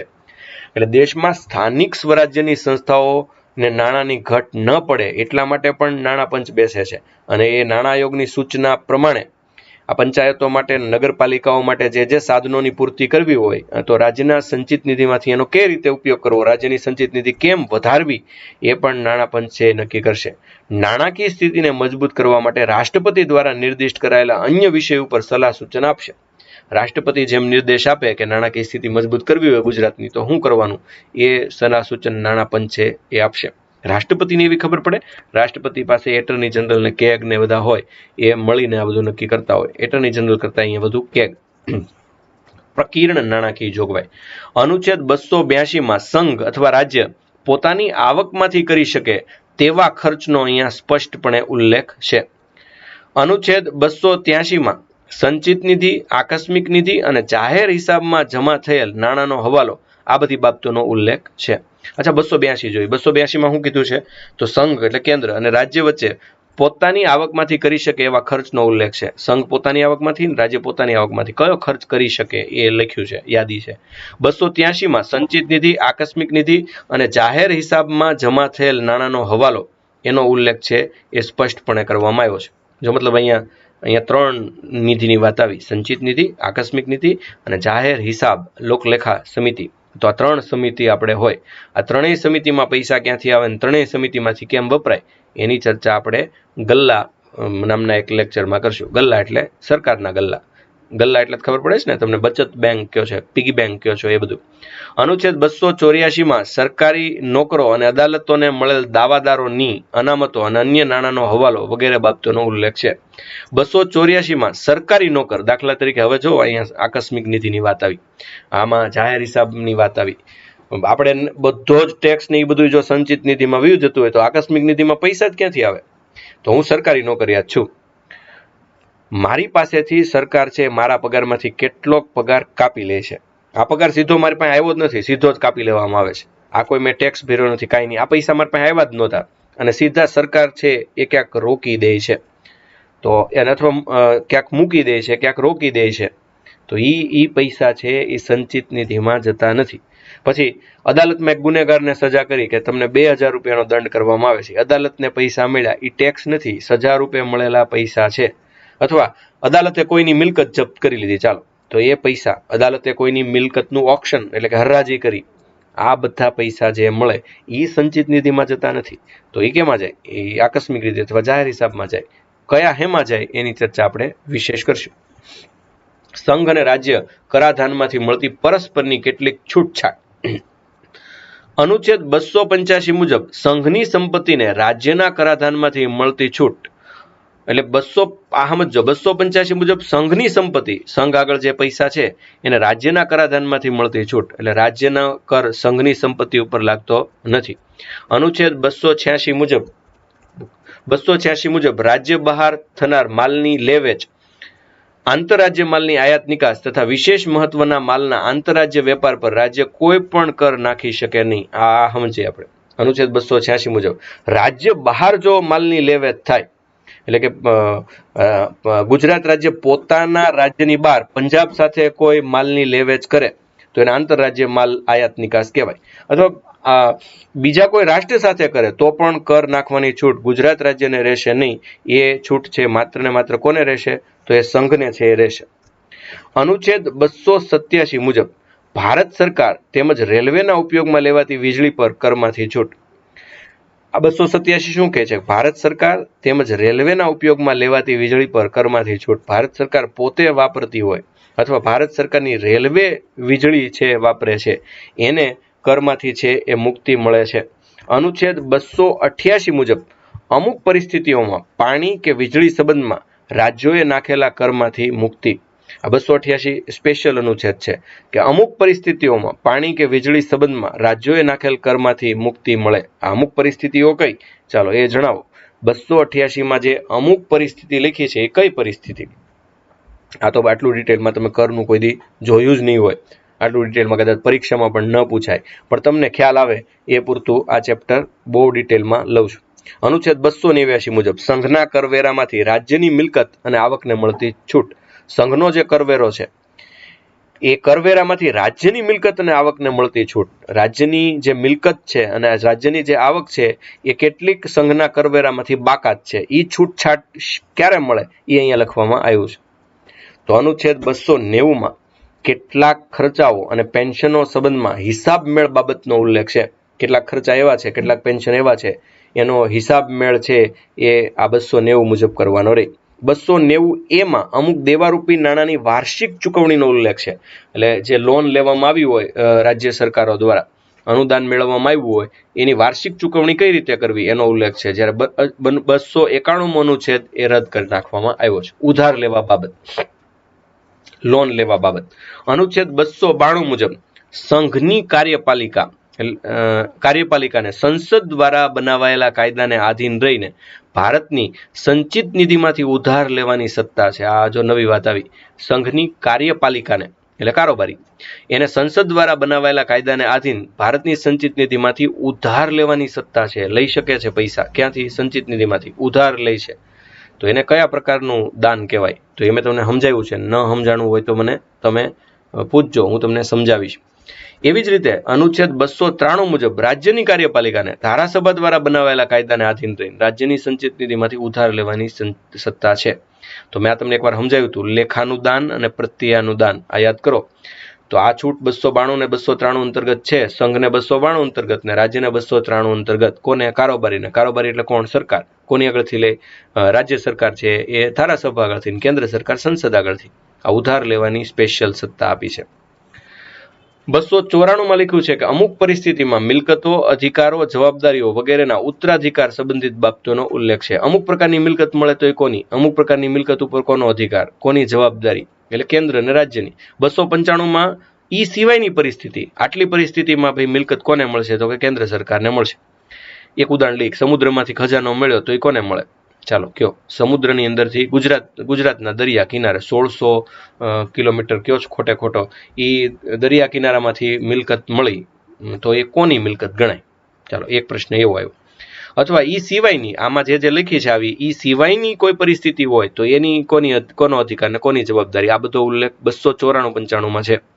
296 ખાલી થયેલી, અધિકાર વિલય થવાથી કે નધણિયાતી તરીકે પ્રાપ્ત થયેલી મિલકતોનો ઉલ્લેખ છે.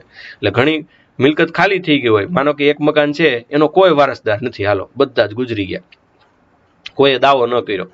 અધિકાર વિલય થવાથી અને ઘણીવાર ન ધણિયાતી મિલકત મળે, કોઈ એનો વારસદાર ખબર નહીં કે કોઈ છે કે નહીં, આપણને ખ્યાલ નથી, તો એ ન ધણિયાતી મિલકત કહેવાય. આનો માલિક કોણ ગણાય એ પણ સ્પષ્ટપણે લખ્યું છે, આવું બધું લખવું પડે.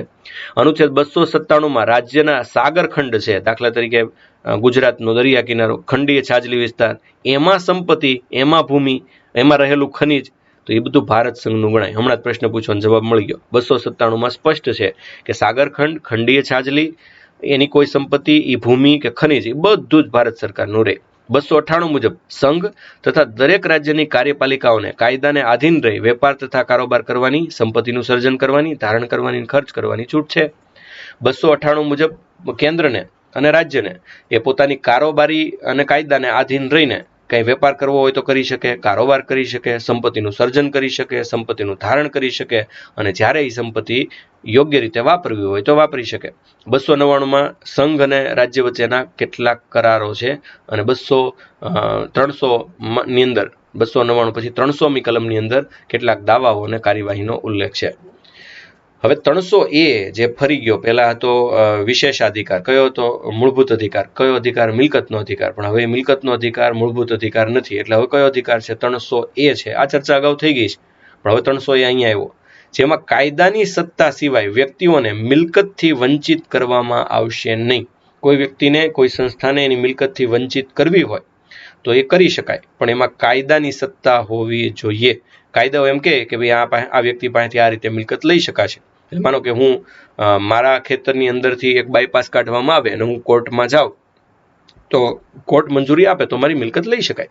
કોર્ટ મંજૂરી નહીં આપે, ભાઈ ત્યાંથી બાયપાસ નહીં, અહીંથી નીકળે એમ છે, એ માણસનું ખેતર લેવાની જરૂર જ નથી, તો એમ કરવું પડે, મારે દઈ દેવી પડે. આમ તો સામાન્ય સંજોગોમાં દઈ દેવી પડે, પણ મને એમ લાગતું હોય કે મારી મિલકત લેવાની જરૂરિયાત નથી તો હું કોર્ટનો સહારો લઈ શકીશ. સંઘ રાજ્ય સંબંધોમાં વલણ રૂખ. 1967 સુધી સંઘ રાજ્ય વચ્ચેના સંબંધો વ્યાપક અને સામાન્ય હતા, કારણ કે રાજ્યમાં એ જ પક્ષની સરકાર હતી. આ બધા સંઘોમાં 1967 સુધી તો ડખ્ખા જ નહોતા. શું કામ? કારણ કે બધી હરખી જ સરકાર હતી, ક્યાંય કોઈ બીજી પાર્ટી જ નહોતી, અને એટલે કોઈ માથાકૂટ નહોતી. પણ 1967ની ચૂંટણીમાં બધા જાણો છો એમ કોંગ્રેસ પાર્ટી દેશના 9 રાજ્યોમાં હારી ગઈ, અને એટલે પછી સંઘમાં એની સ્થિતિ નબળી પડી, અને ત્યારે સંઘ અને રાજ્યના સંબંધોમાં 1967માં બહુ મોટું પરિવર્તન આવ્યું. કારણ કે રાજ્યોમાં બિન કોંગ્રેસી સરકાર આવીને એને સંઘની બહુ બધી જાજી નીતિઓનો વિરોધ કર્યો. ઘરના ભુવન, ઘરના દાખલા હતા, એમાંથી કીધું કે ભાઈ આમ આ ન ચાલે, આ રીતે વહેંચણી ન હોય. તેઓએ રાજ્યોની સ્વતંત્રતાનો મુદ્દો ઉઠાવ્યો, અને આથી રાજ્યને થોડીક વધુ શક્તિ અને નાણાકીય રીતની માંગ કરી, અને બે વચ્ચે તણાવની પરિસ્થિતિ છે એ પેદા થઈ. એનું શું પરિણામ આવ્યું તો એ તો આપણે આવતીકાલે છે એ જોઈશું. પણ એ પહેલાં આપણે 2 પ્રકારના સવાલ જવાબની ચર્ચા મારે તમારી સમક્ષ કરવાની છે. એમાં પહેલા છે જ્ઞાન ગોષ્ઠી 49 અને 50 લેક્ચર, આ બેની હું તમારી સમક્ષ છે એ ચર્ચા કરી લઉં, કે જે તમારા દ્વારા પૂછવામાં આવેલા પ્રશ્નો, તમારા દ્વારા કરવામાં આવેલા સૂચનો, એની આપણે પહેલા ચર્ચા છે એ કરીએ, અને ત્યારબાદ આપણે બીજો વિભાગ એટલે કે પુનરાવર્તનમાં હવે આપણે હારે થઈ ગયા છે, એટલે આજના લેક્ચરના જ કેટલાક પ્રશ્નો હું તમને પૂછીશ, એના જવાબ તમારે મને આપવાના રહેશે. ઓકે, 49મો લેક્ચર આપણે જે 19 તારીખે લીધો, એમાં રાજ્યપાલની વિવેક બુદ્ધિને ન્યાયાલયમાં પડકારી શકાય કે કેમ, આવો એક પ્રશ્ન આવ્યો. રાજ્યપાલની વિવેક બુદ્ધિને, એટલે રાજ્યપાલની વિવેક બુદ્ધિ શું છે? તો દાખલા તરીકે એક પક્ષને બહુમતી નહોતી છતાં પણ રાજ્યપાલે છે એમને સરકાર રચવા માટે બોલાવ્યા, તો આ વસ્તુને ન્યાયાલયમાં પડકારી શકાતી નથી કે કેમ એમને બોલાવ્યા. અને માનો કે બોલાવ્યા પછી સરકાર ન રચી શકે તો પણ કાંઈ નહીં ભાઈ, આ સત્તા એવી છે જેનો ગણપતરાવે બહુ ખરાબ રીતે ઉપયોગ કર્યો હરિયાણામાં. તો શું થયું? તો એમની ટીકા થઈ.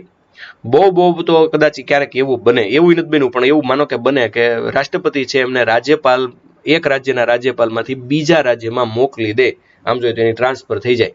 એવું થયું નથી. આ તો એક કલ્પના કરીએ છીએ, બાકી બીજું કંઈ થતું નથી.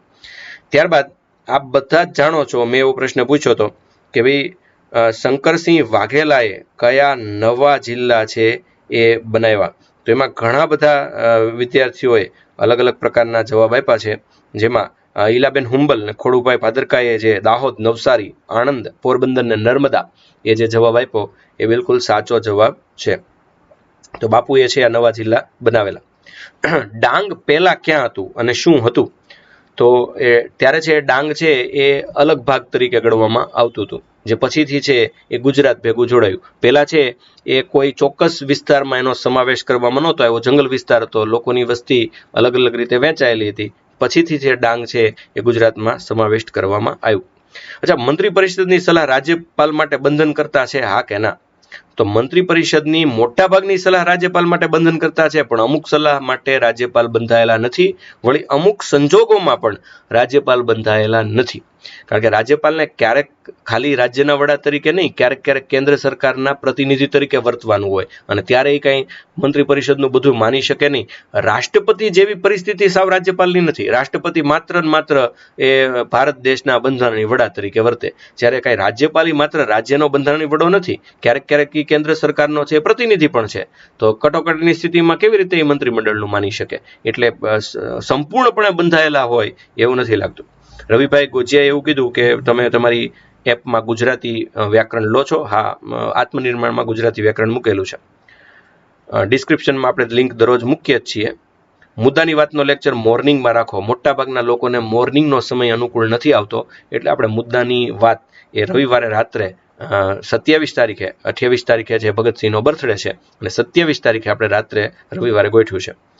એમસીક્યુની પીડીએફ છે એ મોટાભાગે પ્રજ્ઞેશભાઈ મુકાઈ જાય છે, છતાં પણ ન મુકાઈ હોય તો આપણે મૂકી દઈશું. સર, રાત્રે તમારો લેક્ચર રવિવારે નહીં હોય ને? આ રવિવારે આપણે રાખ્યો છે ભગતસિંહનો સ્પેશિયલ લેક્ચર આપણે ગોઠવો છે. મુખ્યમંત્રી વિકાસ પરિષદના સભ્ય હોય, આ બધા જ મુખ્યમંત્રી વિકાસ પરિષદના સભ્ય હોય જ તે. ત્યારબાદ બધા જ મુખ્યમંત્રીને આપ ઓળખી ગયા હતા. પ્રથમ મુખ્યમંત્રી જીવરાજ મહેતા, ખોડુભાઈ ભાદરકા, નિશાબેન હરખાણી, ભૂમિબેન સોનેજી, પાયલબેન ભરાડ, રવિભાઈ ગોજિયા, દેવતભાઈ ડાંગર ને રૂપાબેન વસરા ઓળખી ગયા. બીજા મુખ્યમંત્રી બળવંતરાય મહેતા અને વિપુલભાઈ પરમાર ને ખોડુભાઈ ભાદરકા ઓળખી ગયા. ત્રીજા મુખ્યમંત્રી હિતેન્દ્ર દેસાઈ, આરતીબેન આહિર, રવિભાઈ ગોજિયા અને ચેતનભાઈ બારૈયા ઓળખી ગયા. ચોથા મુખ્યમંત્રી ઘનશ્યામભાઈ ઓઝા એને હેમીબેન, ચેતનભાઈ બારૈયા અને રવિભાઈ ગોજિયા ઓળખી ગયા. પ્રથમ મહિલા મુખ્યમંત્રી વાળો સાચો જવાબ હેમીબેન ડુવાએ આપ્યો, સુચેતા કૃપલાણી. એ ઉપરાંત એવો પ્રશ્ન કર્યો, ઇન્ડિયામાં જે યોજનાઓ બને છે કેટલા લોકોની મંજૂરીથી અને કેવી રીતે અમલમાં મૂકવામાં આવે? ખરડો પસાર થાય પછી પીએમ જ નક્કી કરીને જાહેર કરે? આરતીબેન સોલંકી આ પ્રશ્ન પૂછ્યો છે. તો ઇન્ડિયામાં જે યોજનાઓ બને છે એમાં લોકોના સુઝાવ લેવામાં આવે છે ઘણી વખત, પણ આપણે મોટા ભાગે ઇન્ડિયામાં કઈ યોજના આવશે એ મંત્રાલય ચોક્કસ નક્કી કરતું હોય છે, અને એ ખરડો પસાર થાય પછી પીએમ નક્કી કરીને જાહેર ન કરે, પણ આપણા સરકારી ગેઝેટની અંદર છે એ વસ્તુ છાપવામાં આવતી હોય. પાંચમા મુખ્યમંત્રી ચિમનભાઈ પટેલને દેવતભાઈ ડાંગર ઓળખી ગયા. છઠ્ઠા મુખ્યમંત્રી બાબુભાઈ પટેલને સાગરભાઈ ચૌહાણ ને રવિભાઈ ગોજિયા એ ઓળખી ગયા. અને રવિભાઈ ગોજિયાએ ગણતરી કરીને કીધું કે સાહેબ અત્યાર સુધીમાં તમે 2500 પ્રશ્ન છે એ લઈ લીધા. સરસ, ચાલો. સાતમા મુખ્યમંત્રી માધવસિંહ સોલંકી અને દેવતભાઈ ડાંગર ઓળખી ગયા. બધા મુખ્યમંત્રીના ફૂલ ફોર્મ આપણે જ્યારે મંત્રી સિરીઝ લેશું ત્યારે એ લેશું. અત્યાર સુધીમાં કેટલી વાર રાષ્ટ્રપતિ શાસન આવ્યું એ ચર્ચા આપણે રાષ્ટ્રપતિ વખતે છે એ કરશું. આ ઉપરાંત તો આટલી વાત છે એ પીડીએફનું પ્રાપ્તિ સ્થાન છે એ આપણી ટેલિગ્રામની ચેનલ હોય છે, એટલે તમે ટેલિગ્રામ ચેનલમાં જે લોકો જોઈન્ટ ન હોય એ મહેરબાની કરીને જોઈન્ટ થઈ જજો. 50માં લેક્ચરમાં બહુ પ્રશ્નો નહોતા.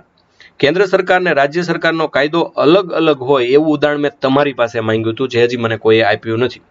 તો ખાસ કરીને શિક્ષણ વિભાગમાં એ કેન્દ્ર સરકાર અને રાજ્ય સરકારના કાયદા અલગ અલગ હોય છે. એક કેટલાક રાજ્યોએ એવી માંગ કરી છે કે સ્થાનિક સ્તરે અભ્યાસક્રમ જુદો હોવો જોઈએ, જ્યારે કેન્દ્ર છે એવું માને છે કે એવું ન હોવું જોઈએ. આ બે બાબત વચ્ચે ઘણીવાર અંટસ પડી છે. ભારત બહારના પ્રદેશો એટલે રાજ્ય સિવાયના કેન્દ્ર શાસિત પ્રદેશોને આપણે ઘણીવાર ભારત બહારના પ્રદેશો કહીએ છીએ. આવું કેમ તો એ સમજણમાં નથી આવતું, પણ આવું છે, આપણે ગણીએ છીએ. આ ઉપરાંત જે પ્રદેશ ઉપર આપણો હક છે અને અત્યારે આપણી પાસે નથી, અક્સાઈ ચીન કે પીઓકે, એ પણ આપણે એનું નિયંત્રણ તો આપણે રહેશે એવું બંધારણમાં લખ્યું છે.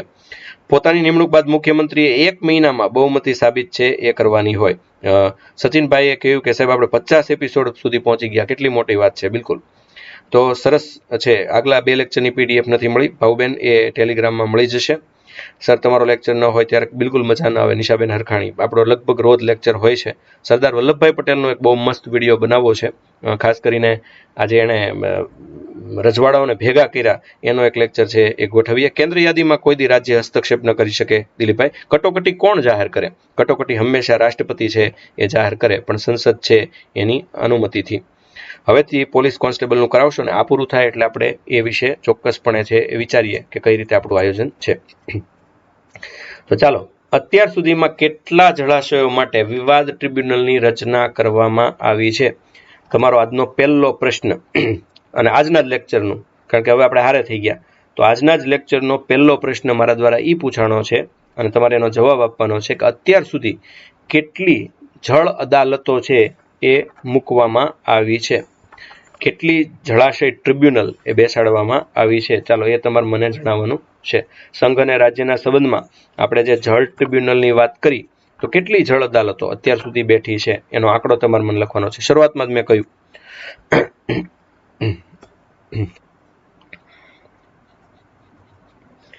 અત્યાર સુધીમાં કેટલા જળાશયો માટે વિવાદ ટ્રિબ્યુનલની રચના આપણે કરી છે? તો અત્યાર સુધીમાં આપણે 8 જળાશયો માટે વિવાદ ટ્રિબ્યુનલની રચના કરી ચૂક્યા છીએ અને 9મી હમણાં બેઠી, એટલે મંજૂરી મળી. સુપ્રીમ કોર્ટ દ્વારા આપવામાં આવેલો કાવેરી જળ વિવાદનો ચુકાદો એ બંધારણના કયા અનુચ્છેદનો ભંગ કરે છે? આવું કરવાનું નહોતું અને સુપ્રીમ કોર્ટે કર્યું, તો કયા અનુચ્છેદનો ભંગ છે એ થયો? મેં તમને આજે જ સમજાવ્યું, એ પણ કયા અનુચ્છેદનો ભંગ છે એ થયો?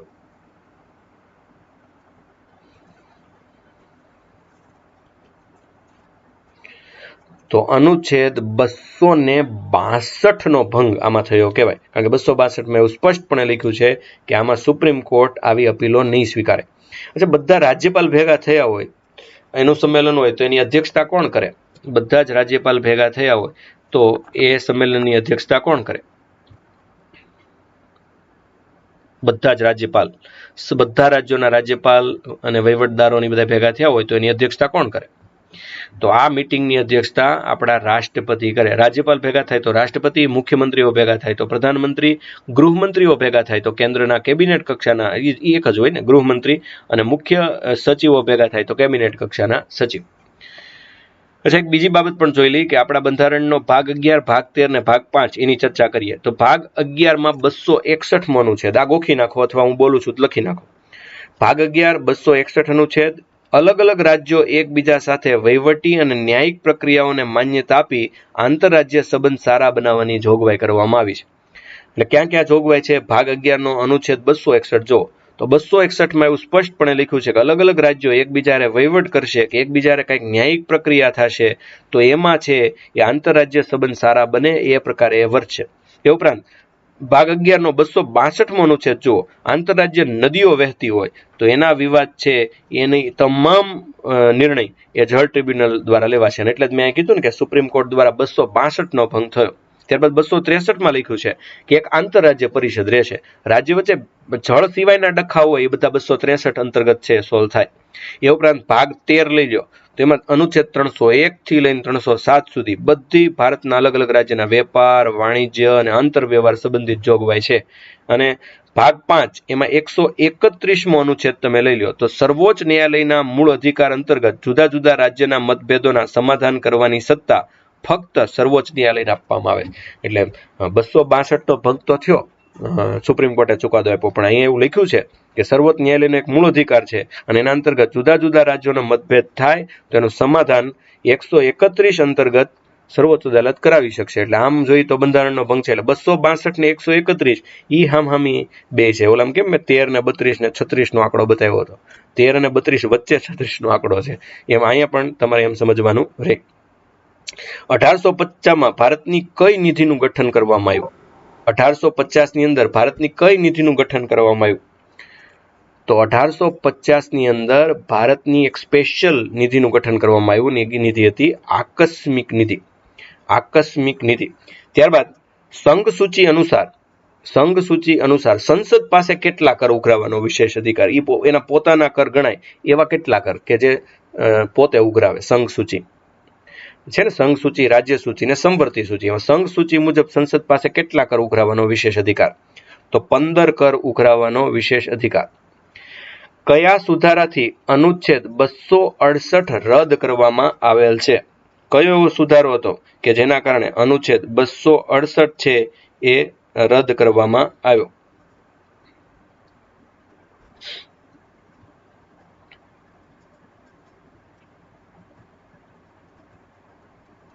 બસો 268 રદ કરવા માટે કયો સુધારો છે એ અમલમાં છે એ આવ્યો? 268. ચાલો, આ 268 નો સુધારો અગત્યનો એક સુધારો, અને એ કયા સુધારાથી રદ કરવામાં આવ્યો એ તમારે મને જણાવવાનું. ચાલો, અને તમારો સમય હવે શરૂ થઈ ગયો છે.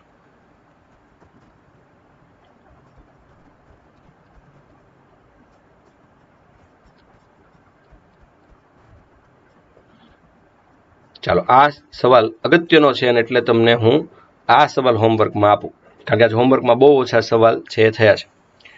અચ્છા, 273 અનુચ્છેદ 273 તમે ભણ્યા ને કે અનુચ્છેદ 273 શું કહે છે? ચાલો એ કહો. 273 મુજબ કોણે શું કરવાનું? અનુચ્છેદ 273 માં શું લખ્યું છે એ મને જણાવો. ચાલો,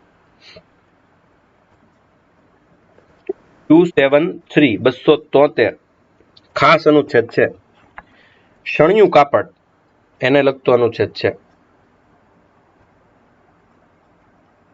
એટલે કોઈ શણિયું કાપડનો ધંધો કરતું હોય તો એને સરકાર આયાત નિકાસ ઉપર કર લેવાને બદલે અનુદાન આપશે. કદાચ આમાં નહોતું આવ્યું એટલે તમને ન આવડે એટલે મેં કહી દીધું. અચ્છા, નાણાં પંચનું ગઠન હમણાં જ તમે થોડીક વાર પહેલા જોયું કે નાણાં પંચ આપણે એનું ગઠન છે એ કયા અનુચ્છેદ અનુસાર નાણાં પંચ છે એ બેસ છે?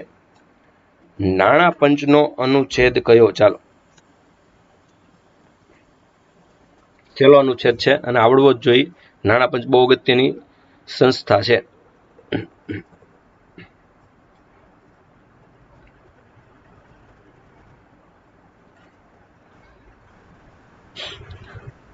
તો નાણાં પંચનું ગઠન છે એ આપણે અનુચ્છેદ 280 મુજબ છે એ કરતા હોય છે. ને ભારત દેશના પ્રથમ નાણાં પંચના અધ્યક્ષ કોણ? બહુ હોશિયાર માણસ. અને તો મેં તમને કહ્યું ને કે નાણાં પંચના સભ્યો તે હાઈકોર્ટના મુખ્ય ન્યાયાધીશ જેટલા લાયકાતવાળા હોય, તો અધ્યક્ષ તો જબરજસ્ત હોય.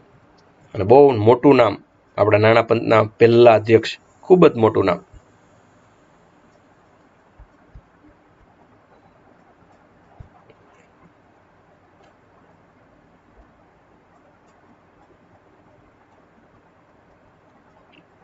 અને એ વ્યક્તિનું નામ છે કેસી નિયોગી. કેસી નિયોગી. ઓકે, તો આ તો આજનો લેક્ચર. મોટિવેશન લઈને આપણું કામ પૂરું કરીએ. બહુ સરસ ઓશોને યાદ કરીએ. ઓશો રજનીશ એટલે દુનિયામાં સૌથી વધુ પુસ્તકો લખનાર માણસ. ભગવાન રજનીશ કહેવાતા. એટલું સરસ એનું માન. દુનિયામાં એના આશ્રમો જેટલા પ્રખ્યાત થયા એટલા વિવાદાસ્પદ પણ થયા. એવું કહેવાય છે કે પુષ્કળ પુસ્તકો વાંચ્યા પછી છેલ્લે ઓશોને વાંચવો જોઈએ. પહેલા ઓશોને વાંચે તો કેટલાક લોકો ગાંડા થઈ જાય, પછી નહીં એટલા ભારે. ઓશો અને મોહમ્મદ તગલક બે વિશે કેટલાક લોકો એવું કહે છે કે એમના સમય કરતાં વહેલા જન્મા. જો મોડા જન્મા હોત તો બહુ માન મળત. જોકે મોહમ્મદ તગલકને ન મળ્યું અને ઓશોને મળ્યું એ પણ સાચું છે. અચ્છા, ઓશો રજનીશનું એક બહુ ઉદાહરણ. ઓશો હંમેશા કહેતા કે બોલો, તમે જ્યારે બોલો ત્યારે ધ્યાન રાખો કે બીજાના કાન થૂંકદાની નથી. બોલો તો એવું બોલો કે પછી બીજાને કંઈ બોલવાનું ન રહે. અને એનું બહુ મસ્ત ઉદાહરણ. કેટલી ટૂંકમાં વાત પતાવતા અને કેટલી સચોટતાથી પતાવતા ઓશો. એક પત્રકાર ઓશોના આશ્રમમાં આવ્યા અને જોજો કે કેવી મજાની વાત, મને ખૂબ ગમતી વાત. કારણ કે સાવ ટૂંકમાં કોઈની બોલતી બંધ કરી દેવી અને પછી કંઈ કોઈને બોલવા જેવું જ ન રહે, એનું અદ્ભુત ઉદાહરણ ઓશો હતા. ઓશો પાસે એક પત્રકાર આવે છે, બરાબર, અને એક મને બહુ ગમે. 4 જ શબ્દની અંદર ઓશો કામ લે. જો 2 જવાબ ને 4 શબ્દો, અને 4 શબ્દની અંદર ઓશો કેવું કામ લે તો એ ઓશો આગળથી શીખવા જેવું. પત્રકાર આવીને ઓશો માથે ખીજાયા, ગુસ્સે થયા અને એમણે ઘણી બધી વાતો કરી, ઘણા બધા ફોલ્ટ કાઢ્યા અને પછી છેલ્લે એવું કીધું કે તારા આશ્રમમાં શું ચાલે છે તને ખબર છે? ઓશોને એવું કહ્યું પત્રકારે કે તારા આશ્રમમાં શું ચાલે છે તને ખબર છે? અને ઓશો છે એકદમ મરક મરક થતા સંતની જેમ બોલ્યા, મેરા ક્યા? શું બોલ્યા? બે જ શબ્દો, મેરા ક્યા. સાંભળજો, હું કીધું? મારે હું? મેરા ક્યા? ઓલા કીધું તારા આશ્રમમાં શું ચાલે છે તને ખબર છે? ઓશો એમ બોલ્યા, મેરા ક્યા? અને પત્રકાર છે તરત કીધું કે ભાઈ તારો તો આશ્રમ છે, તો તેરા ક્યા? તો તારે શું? જો મેરા ક્યા ને તેરા ક્યામાં જવાબ આ દેશમાં કોઈ આપી શકતું હોય તો ઓશો. ઓલાએ કીધું તારા આશ્રમમાં શું ચાલે છે? તો મેરા ક્યા? તારા તો આશ્રમ છે, તેરા ક્યા? તો પછી તારે શું લેવા દેવા? અને કેટલી સરળતાથી, કેટલો સચોટ છે એ જવાબ. તો એક સાધુ માથે એક માણસ થૂકે છે અને આવું કૃત્ય વારંવાર કરે છે, એવી વાયકા છે કે 99 વાર કરે છે અને એને મિત્રો સાથે શરત લગાવી હોય કે હું સાધુને ગુસ્સે કરી દઈશ. નહીં, સાધુ ગુસ્સે ન થતા હોય, ઓલાનું થૂક ખૂટી જાય છે. સાધુ વારંવાર છે ઓલો થૂકે એટલે નહીં આવે, સ્નાન કરી આવે, સ્નાન કરી આવે, સ્નાન કરી આવે. સાધુ 100 વાર સ્નાન કરવાથી ન કંટાળ્યા, ઓલાનું થૂક ખૂટી ગયું, કારણ કે પછી થૂક આવતું બંધ થયું અને પછી ઓલો પગમાં પડી ગયો, કારણ કે આ થૂક સાથે ગુસ્સો પણ બધો જતો રહ્યો. અને સાધુને એણે કીધું હું તમારી ઉપર 100 વાર થૂક્યો, તમને ગુસ્સો ન આવ્યો? તો કે નહીં, મને આનંદ આવ્યો. થૂક્યો એનો આનંદ? અને પેલા એ સાધુએ જવાબ આપ્યો કે સામાન્ય રીતે હું 1 વાર દિવસમાં સ્વચ્છ થતો હોઉં છું, તમે મને 100 વાર સ્વચ્છ થવાનો મોકો આપ્યો. તમે લોકો તમારી ઉપર થૂકશે. અહીંયા થૂકવું એટલે લિટરલી થૂકવું નહીં. લોકો છે એમ કહેશે કે આ ફલાણા ભાઈ તો આવા છે, ટીકડાબેન તો આવા છે, લેટ ધેમ સ્પીક. આવા લોકોના કારણે જ આપણો વિકાસ થતો હોય છે. કેટલી જગ્યાએ આ સ્લોગન તમે વાંચ્યું હશે કે મારી સફળતા માટે હું એ લોકોનો આભારી છું કે જે લોકોએ કાયમ માટે કહ્યું હતું કે હું સફળ નહીં થાવ. તો એ આવા લોકોની જરૂરિયાત છે. Let them speak, let them spit. એમને આપણા ઉપર થૂકવા દો, કારણ કે એમનું સર્જન જ થૂકવા માટે થયું છે. ગાયના આંચળ નીચે ઈતરડી હોય તો દૂધ તો બાજુમાં છે, પણ એ દૂધ નહીં પીવે, એ તો લોહી જ પીશે. કારણ કે કેટલાક અવતારોનો જન્મ છે એ લોહી પીવા માટે જ થયો હોય છે, દૂધ પીવા માટે નહીં. તો લેટ ધેમ ડ્રિંક, આપણું લોહી એમને પીવા દો. અને એના કારણે જો આપણે આગળ વધતા હોય, કેટલીક કોમેન્ટથી છે એ જીવન પરિવર્તન થતું હોય કાલિદાસનું, તો આપણું પણ કેમ ન થાય? તુલસીદાસનું કાલિદાસનું જીવન પરિવર્તન થતું હોય તો આપણું પણ કેમ ન થાય? તો લેટ ધેમ કોમેન્ટ, એ કરવા દો. લોકો થૂકશે અને તમારે થૂકનો જવાબ એ આમ આપવાનો છે કે તમે જેમ જ્યારે આવું કરે છે ત્યારે અમે વધુ પવિત્ર થાય છે. મને ગમતી બહુ પંક્તિ, મારી બુકના પ્રથમ પેજ ઉપર ધોરણ 9માં આ લખેલી રહેતી અને મને બહુ ગમતી કે જગત જ્યારે મને નડતું રહે છે, જગત જ્યારે મને નડતું રહે છે, સાલું મને મારામાંથી કશુંક નવું જડતું રહે છે. જગત જ્યારે મને નડતું રહે છે, સાલું મને મારામાંથી કશુંક નવું જડતું રહે છે. જગત ભલે તમને નડતું રહે, ભગવાન કરે તમને તમારામાંથી કાયમ માટે કંઈક ને કંઈક નવું જડતું રહે. એવી શુભેચ્છા સાથે જય ભારત, જય સંવિધાન.